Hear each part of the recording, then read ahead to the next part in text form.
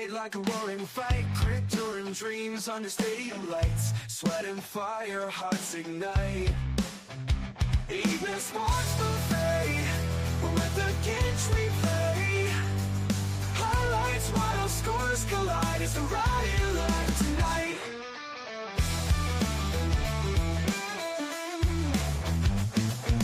Blades drawn, bold on the chalkboard slate, rivals clash, it's a heavyweight. It's November 11th. It's Veterans Day.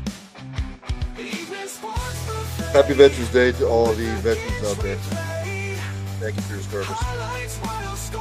Past and present, especially my father, USMC Leroy Neff, 63 to 67, he was in Vietnam veteran. Welcome to another edition of Early Evening Sports Buffet with Ginch. I am said Ginch, Ryan Neff, your host. It's fucking cold here in the Northeast. Pardon my French. All kinds of shit happening in the world of sports right now. Again, thanks for joining. If you're tuning in live, questions, comments, criticisms. Let's get to some of the news, sports news, headlines of the day. The Mavs have fired their GM, Nico Harrison. This all started last year when he traded Luka Doncic, by the way, and it just kept getting worse. The team's decision was made in a morning meeting between Harrison and team governor Patrick Dumont. Mr. Dumont said, this was reported by Tim McMahon and Shams Charania. Espen. Mr. Dumont said, this decision reflects our continued commitment to building a championship caliber organization, one that delivers for our players, our partners, and most importantly, our fans. Assistant general managers Michael Finley and Matt Riccardi have been promoted to lead the Mavs basketball operations department on an interim basis.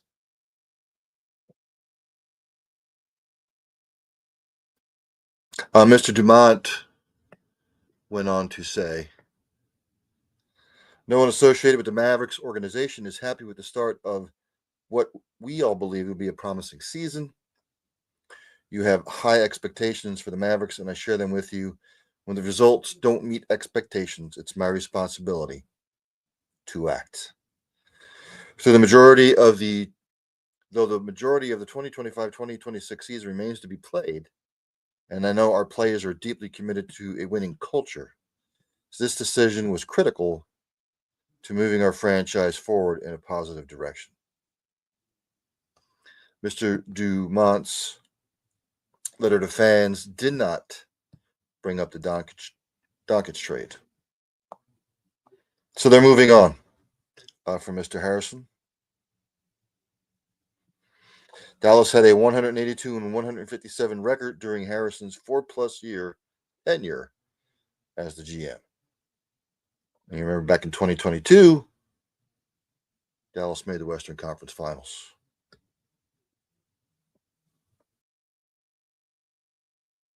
Correcto. The Mavericks were 135 and 88 in regular season games in which Doncic played during that time, and when he was out, they were 47 and 69. So we'll see what happens, what transpires. Also tonight, the second annual college football playoff rankings will come out. In fact, I'm not going to be able to see it anyway, because for some odd reason I always get shitty service.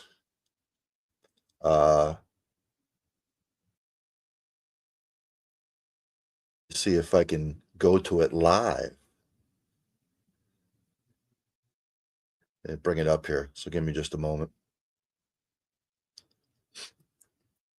So yeah, Harrison out as the GM of the Mavs. Hopefully they'll be able to turn it around. But fans were not happy with that trade last year. Antonio Brown has pleaded not guilty to attempted murder charge.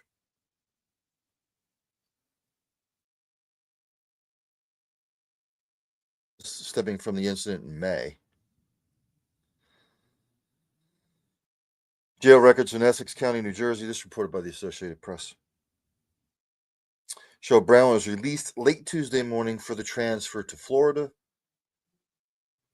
The former All-Pro wide receiver had waived extradition to Florida from New Jersey, where he was brought following his arrest in Dubai. Brown's lawyer, Mark Elgalars, said in a statement, or said in an email, that he's already filed a written not guilty plea to the attempted murder charge. Brown could be in Miami in a courtroom as early as Wednesday morning for a bail hearing. According to an arrest warrant, Brown is accused of grabbing a handgun from a security staffer after a celebrity boxing match May 16th and firing 2 shots at a man he had gotten into a fistfight with earlier. The victim, Zulkarnain Kwame Natambu, told investigators that one of the bullets grazed his neck. We'll have to keep an eye on that.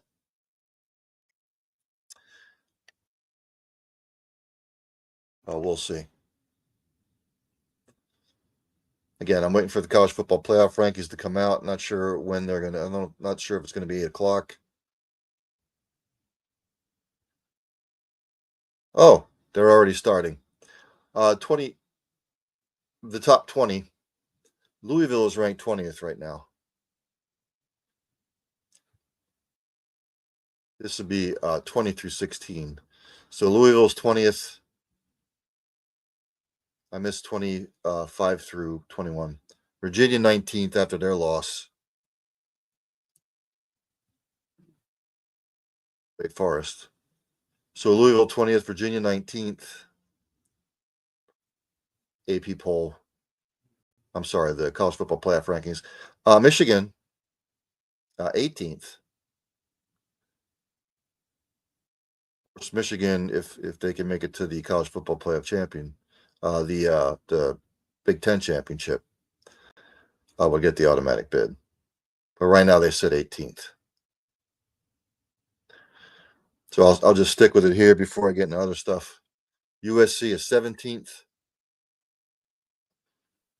Beating Northwestern last week didn't really improve their ranking too much.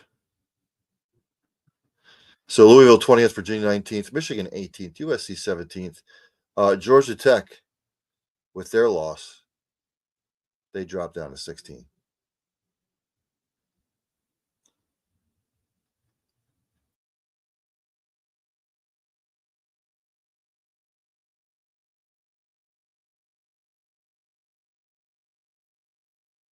So Louisville 20, Virginia 19th, Michigan. Here we go. Top 15. Miami ranked 15th in the second installment of the college football playoff rankings. Again, on this Veterans Day. I will stick with it here, and then I'll get into some other stuff. Miami will probably need to win the ACC to make it to the college football playoff, period. It's going to be tough for them. They're going to need a lot of help. Not saying it can't be done, but it's a long shot that would happen. So Miami 15th, still waiting for 14 through 11.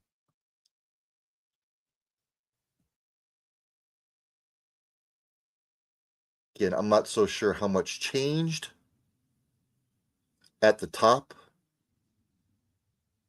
Vanderbilt 14th. Vanderbilt will probably have to win out and win the SEC, which is probably not going to happen.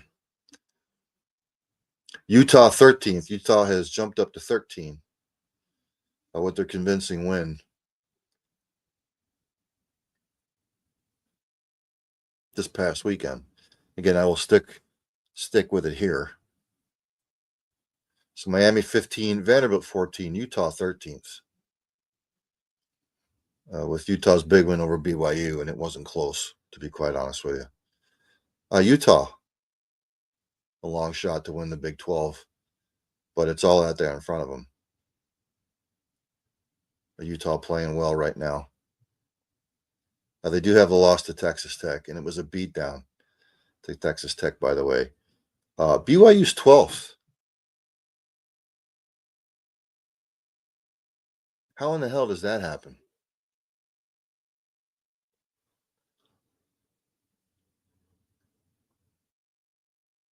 How do you beat BYU and you're ranked below them? That's the first kind of shocker. Oklahoma's 11th. How the fuck do they rank BYU ahead of Utah after Utah just kicked their ass? What am I missing?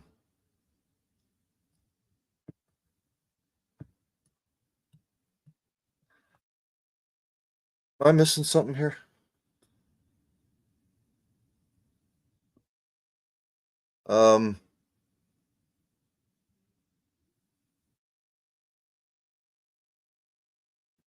Sorry, it's my bad.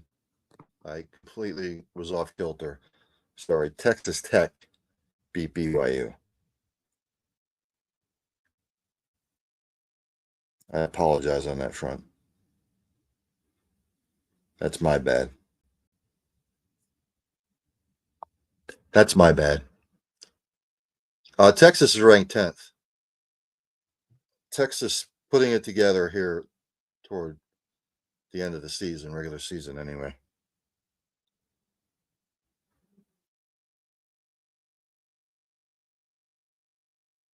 Yes, I apologize on the Utah BYU one. I thought it was Texas Tech that beat BYU. Oh, my bad. Notre Dame 9th. All Notre Dame has to do is win out, and they're going to be in the college football playoff. Oregon is 8th. So Oregon jumps up to Oregon 8th. Waiting for 7th and 6th.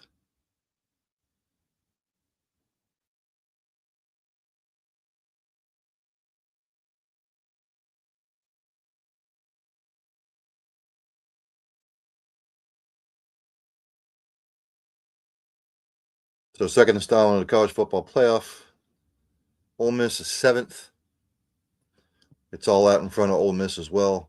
Texas Tech 6th. Texas Tech is dangerous.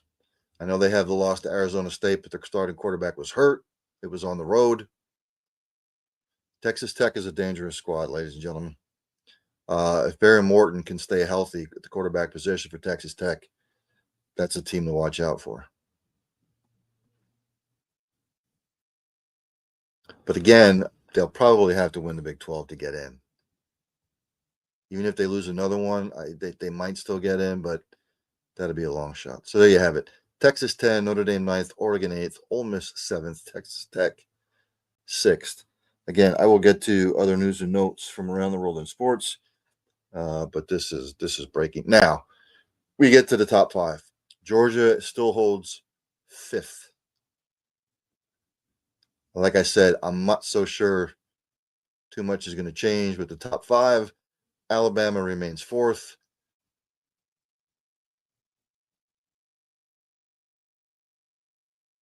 Texas A&M still 3rd. I'm going to probably say Indiana still 2nd and Ohio State still number 1.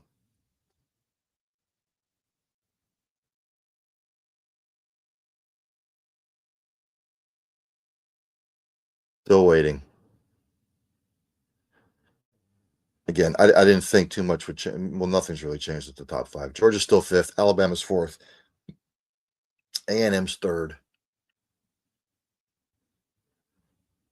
Still waiting for the top 2.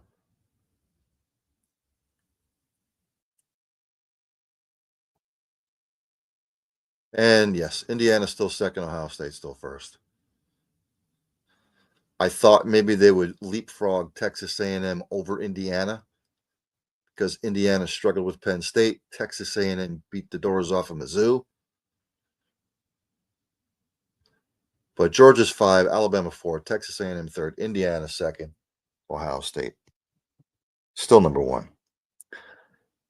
Travis Hunter, your Heisman Trophy winner, he's being shut down for the season. He's going to have surgery.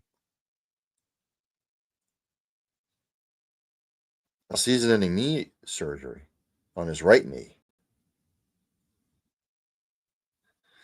Supported by Michael Giracco Espin. Hunter had the lateral collateral ligament repaired in Dallas by Dr. Dan Cooper and Dr. Kevin Kaplan, who was the Jaguars' head team physician. No additional damage to the knee, the team announced, and Hunter is expected to return to full football activities within 6 months. So you're looking at May.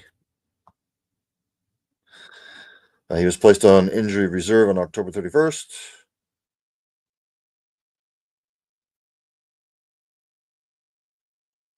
Further testing revealed the damage to the LCL. So he is done. Hence, the move for Jacoby Myers to bring him over. The boys over at Steel City Renegades probably happy about this. Free agent quarterback Asante Samuel Jr. is to join the Pittsburgh Steelers, reported by Brooke Pryor Espin, who covers the Steelers for Espin.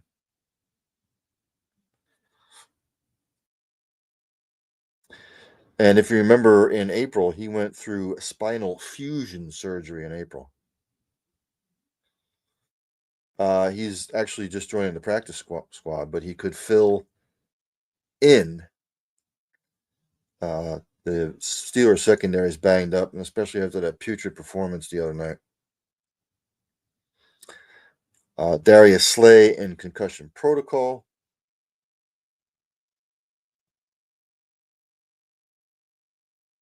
So we'll see how he gets plugged in. Does it make the defense better? Probably. But right now, it's flip-flopped. Beginning of the year, the Steelers' defense sucked. Offense was clicking. Now they've done the complete rotation.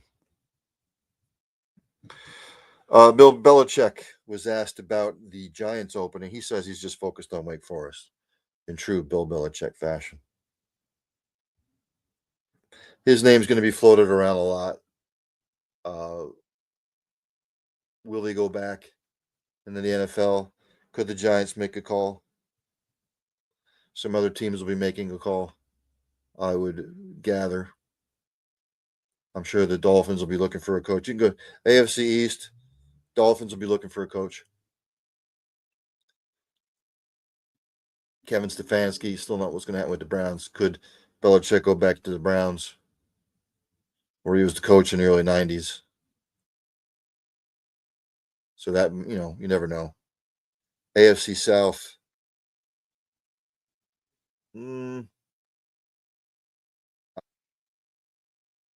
AFC West. Everybody's in place. NFC East. Nobody needs a coach. NFC North. Nobody needs a coach. NFC South. Nobody needs a coach. In the NFC West, nobody. Actually, the East would be the Giants. I would say Giants, Browns, Dolphins would be my top picks if he was to jump back to the NFL.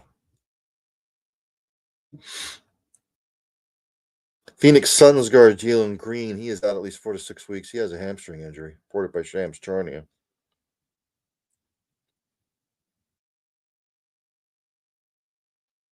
It's been a lingering issue for him. So he is out. Oh, coming up at 7:30, the PHINPHANATIC will be joining me to talk Miami Dolphins football with their big win against the Bills. They pulled that one out of their ass. Again, the Bills just why I can't trust the AFC is wide open. There is no one dominant team in the AFC. People might say the Colts, but we'll see the back half of the season how the Colts do. So Jalen Green out 4 to 6 weeks.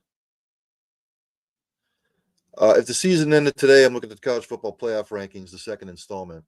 Number 8, Oregon would play number 9, Notre Dame. Number 5, Georgia would now play number 12, South Florida. Number 7, Ole Miss would play number 10, Texas. And number 6, Texas Tech would play number 11, Miami.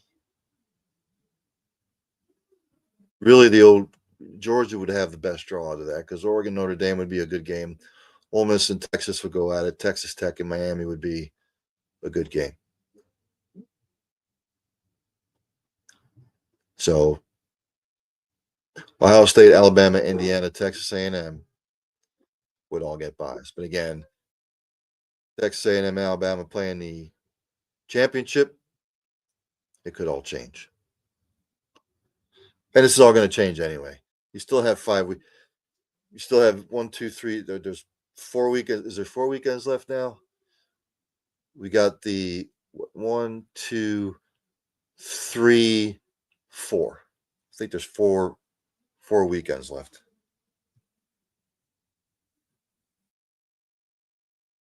Mike Tomlin's come out and said there's no long-term concerns about Aaron Rodgers' play. What else is he going to say?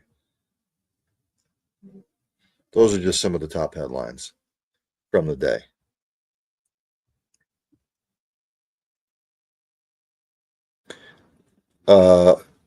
Coming up at 8 p.m. on the Cole County Entertainment Network here, I will switch over and do a episode of End Zone to End Zone.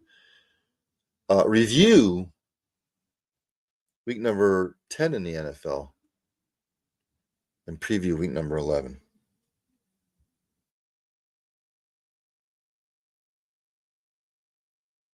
Some other NFL news and notes.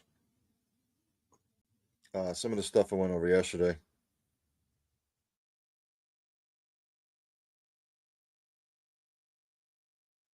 Jump to the NBA.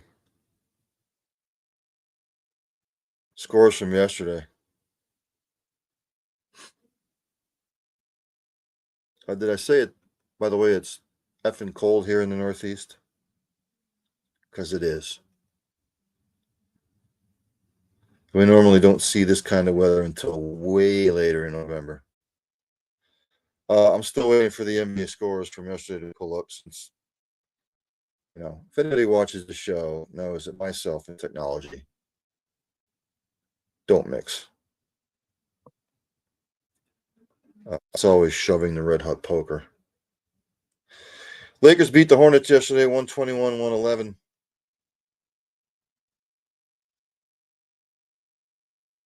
For the Lakers, your leading scorer was Luka. He had 38 points to lead the way. For the Hornets, Miles Bridges dropped 40.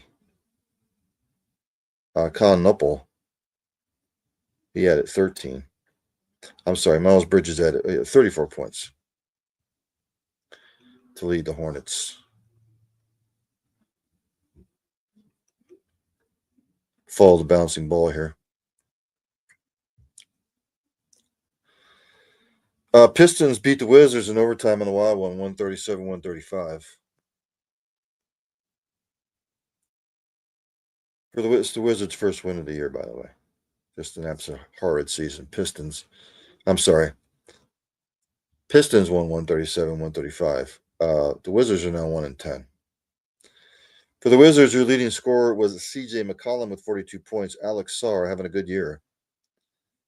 Double-double. He had 15 and 15 rebounds. For Detroit, Kay Cunningham with 40 points led the way for Detroit. Magic beat the Trailblazers 115-112. Leading the way for the Trailblazers was Shaden Sharp, 31 points. For the Orlando Magic, Paolo Banchero led the way with 28 points.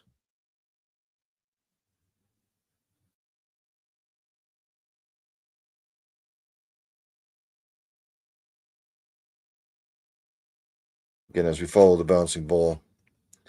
The Heat beat the Cavs 140-138. That was a final in OT. Cavaliers, Donovan Mitchell led the way with 28 points and 15 boards For the Miami Heat, the leading scorer was Norman Powell with 33. Jaime Jaquez Jr., 13 total rebounds. And Khalil Ware, 20 rebounds. Good for you.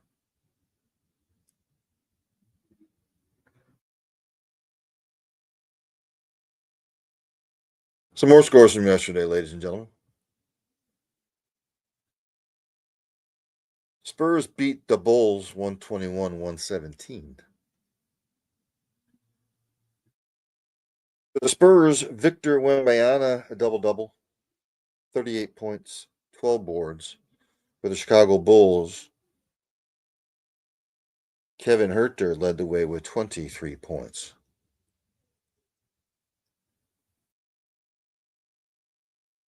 Bucks beat the Mavericks 116-114. Bucks, Giannis led the way with 30 points. For the Dallas Mavericks, Cooper Flagg, 26 points. He led the way.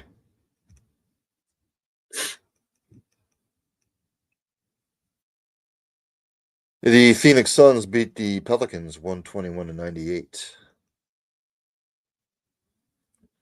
For the Pelicans, leading the way was Trey Murphy III, 21 points, 10 boards. For the Phoenix Suns, Grayson Allen led the way with 42 points. Timberwolves beat the Jazz 120-113. For the Timberwolves, leading the way was Anthony Edwards, 35 points. Rudy Gobert added 12 rebounds. That's what he does.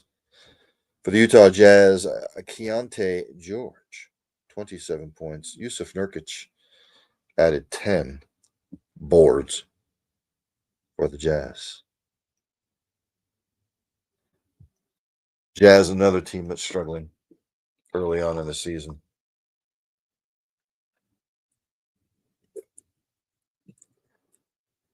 Hawks beat the Clippers 105-102.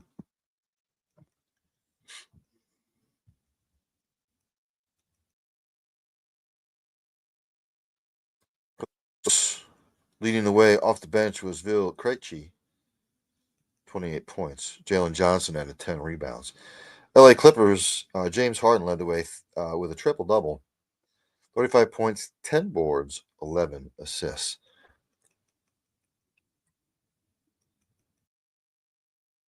On the slate tonight in the association, as soon as it comes up here. At 7:30, Raptors at the Nets, Grizzlies at the Knicks, 8 o'clock, Celtics at the 76ers, 8 o'clock, Warriors at the Thunder, 9 o'clock, Pacers at the Jazz, 11 o'clock, Nuggets at the Kings.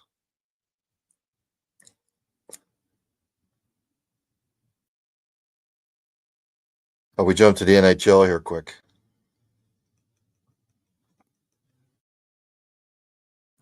Scores from yesterday. In overtime, the Islanders beat the Devils 3-2. Rangers beat the Predators 6-3.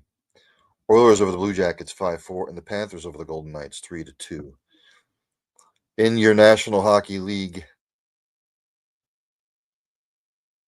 schedule tonight, a good amount of games.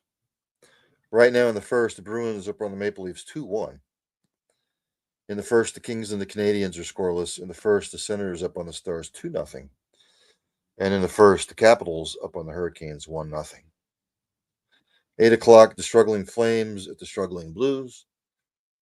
8 o'clock, Sharks at the Wild. 9:30, Ducks at the Avalanche. 10 o'clock, Jets at the Canucks. 10 o'clock, the Blue Jackets at the Kraken.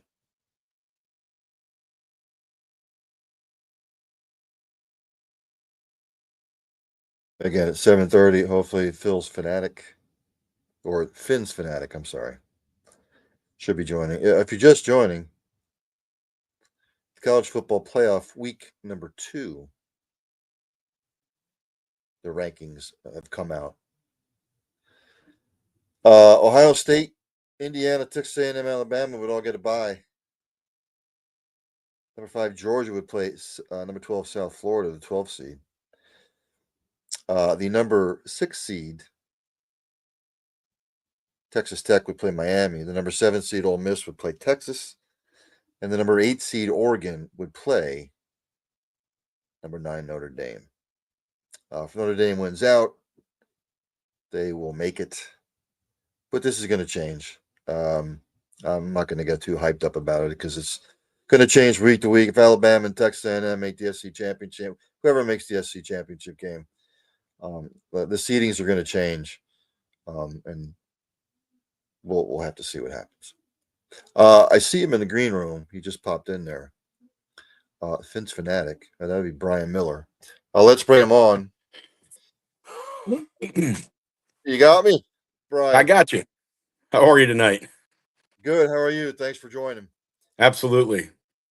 Wait, I see he's got the old logo on the cap there. And that's I back to that completely. I wish. I've never felt the whole. It's just, it doesn't make any sense. But big, obviously they pulled that one out of their hat. I don't know where that came from. They beat the Bills, so huge victory on that front. But look, I'm still surprised Mike McDaniel has a job. I was never sold on Tua coming out of college. What are you hearing as far as is Mike McDaniel a sitting duck? Is he a lame duck coach the rest of the year? Where would they even turn if they don't bring him back? You know what? I'm still on the path of McDaniel's going to be back next year, and I'll lay it out why. If you kind of connect the dots right now, we know Stephen Ross loves Mike McDaniel. Don't know why, but he loves him. You have an interim GM that I think is going to be the GM next year. If you look at you look at the trade deadline with Jalen Waddle, the Bills offered him a 2027 first, a third round pick this year. He turned it down, said he wanted a 2026 pick in the first round. Why? Because he's going to be around to spend it. He may not be around in 2027 to spend it. You look at some of the decisions that the team's making, and it just everything is aligning with Tua Tagovailoa. His contract flips after the 2026 season. So a new general manager could come in 2027, get rid of Mike McDaniel, get a new GM, get a new quarterback. That new general manager gets to make up his own mind and do what he wants.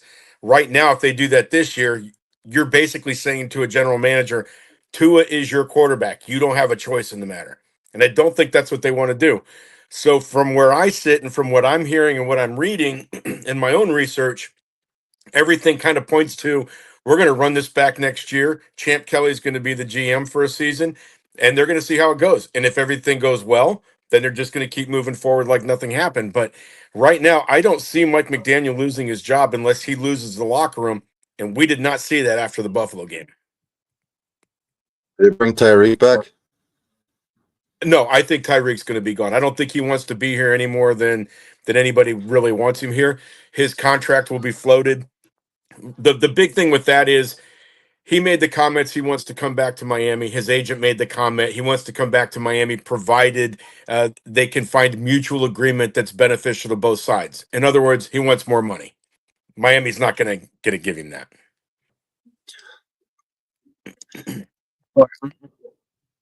We've seen other coaches get fired, but what is the infatuation with the regime with Mike McDaniel? I as an outsider, as a fan, I don't get it. I don't see it.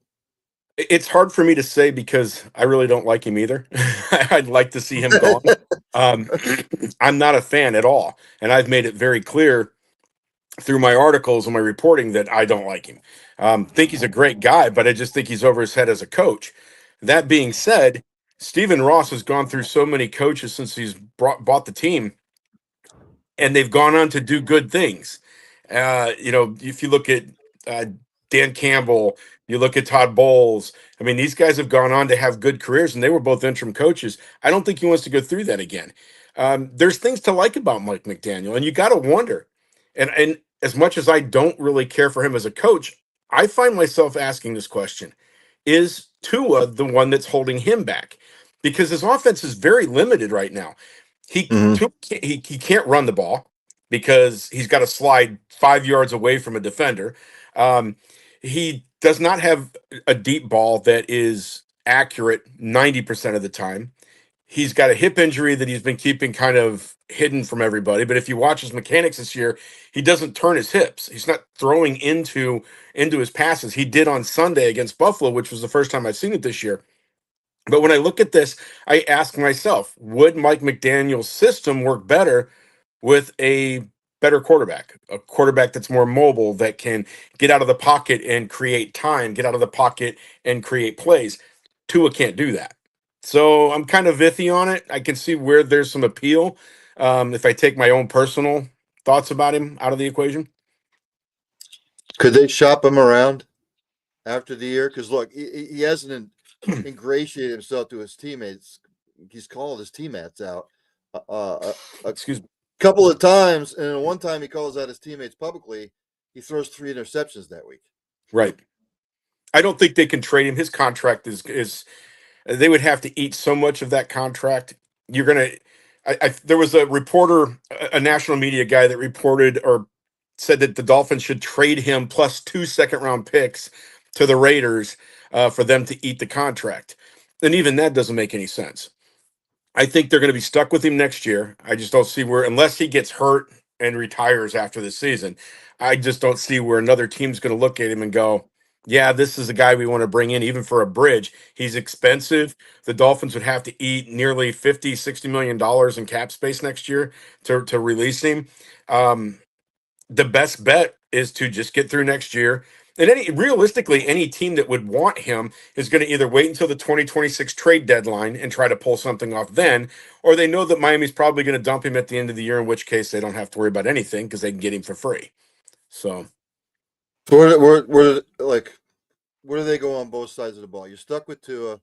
I'm going to expect Jalen Waddle to come back. Obviously, they got HN.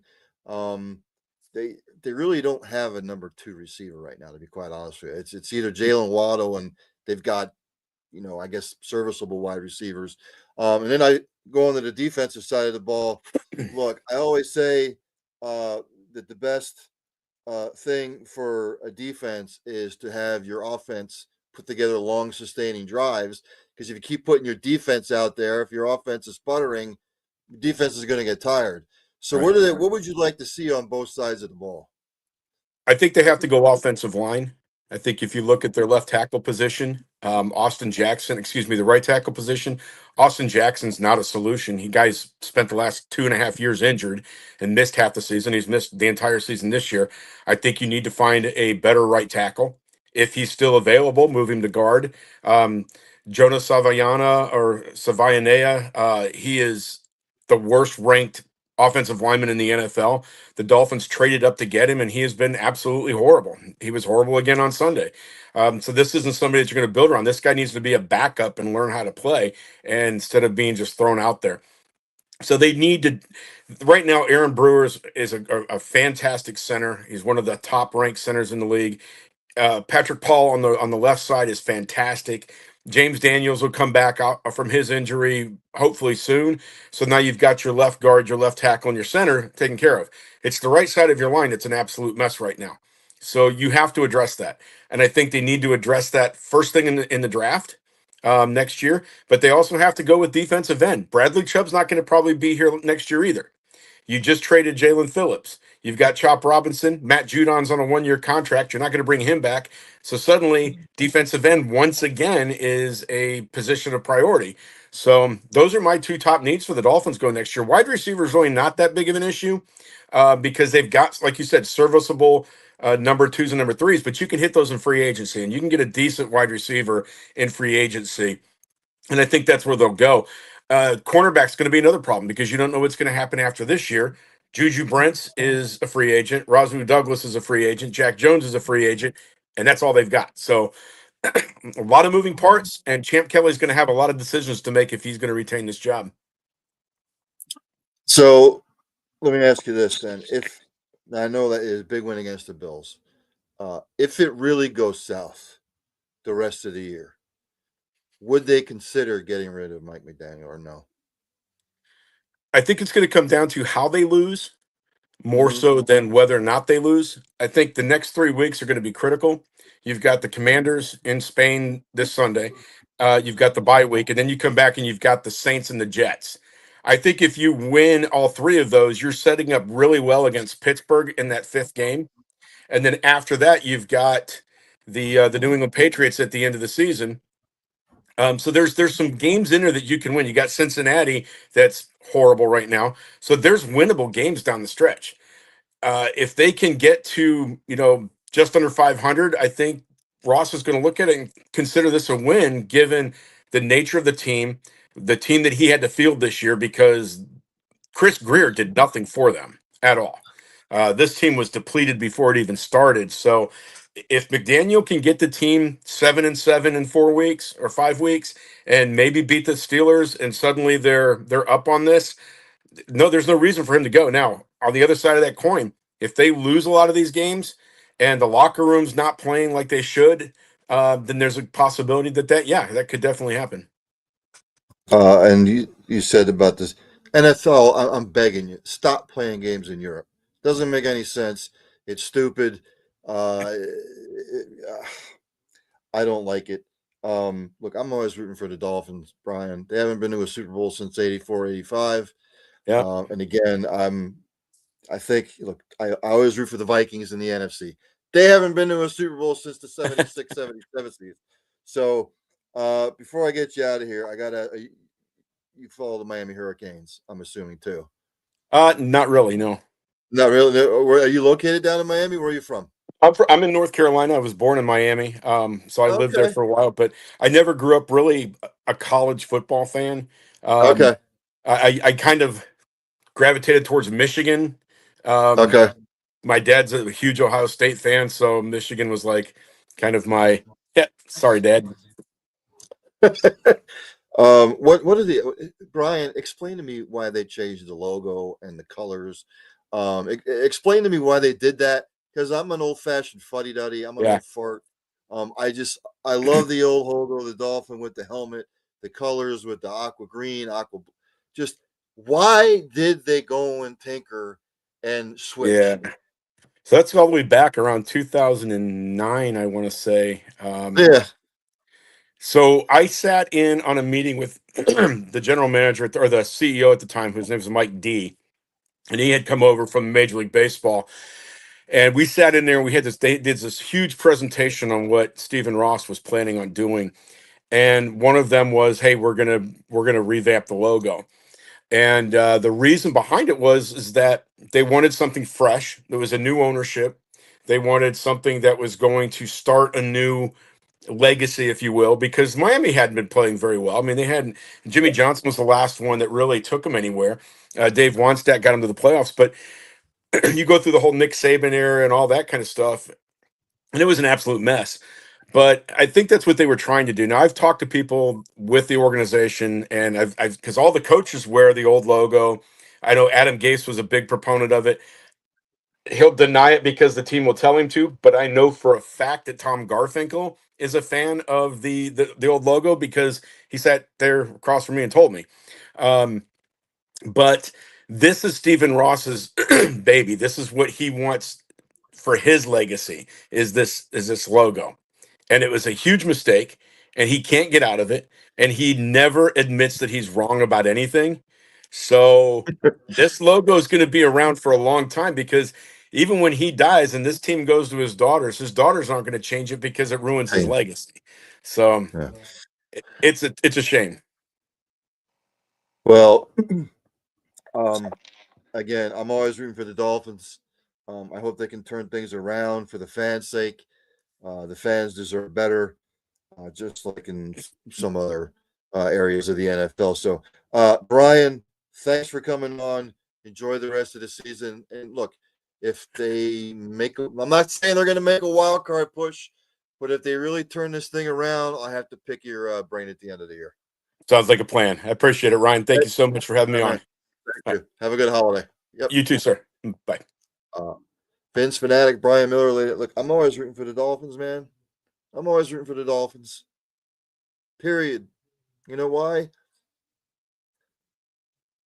Because it's a struggling franchise. Again, they haven't made the Super Bowl since the 84-85 season with Dan Marino. Some things have to change. When you really think about it, when you look at some of your teams, again, the Minnesota Vikings haven't made a Super Bowl since the 76-77 season from the NFC. Detroit's never made it. Washington, it's been since the 91-92 season. You can go on down the line. You think about your favorite team. Cowboys haven't been there since 95-96. Jets haven't been there since late 60s. Their only time. It always seems to be the same teams. I went over the NHL schedule. Looking over, updated scores in the NHL right now.